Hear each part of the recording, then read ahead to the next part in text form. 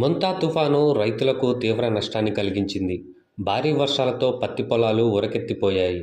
దీంతో రైతులు తమ పత్తి పంటను పీకేస్తున్నారు. పంట పీకేసి చేలల్లోనే తగలబెడుతున్నారు.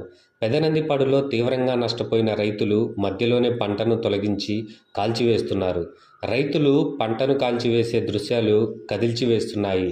ఈ ఏడాది పంట చేతికొచ్చే సమయంలో కురిసిన వర్షాలు ఆర్థిక నష్టాన్ని కలిగించాయని రైతులు వాపోతున్నారు. వేల ఎకరాల్లో పంట నష్టపోయినట్లు రైతులు చెబుతున్నారు. పత్తి తొలగించిన తర్వాత మరొక పంట వేసే అవకాశం లేదంటున్నారు. ప్రభుత్వం ఆదుకోవాలని రైతులు డిమాండ్ చేస్తున్నారు. నేను 7 ఎకరాలు పత్తి వేసానండి. ఈ తుఫాను వల్ల మొత్తం దెబ్బతినిపోయింది.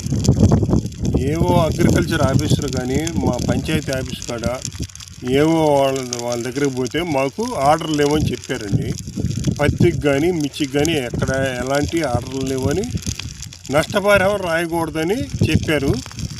మేము పత్తి పీకి బుట్టలేసి తగలబెట్టేస్తున్నాం.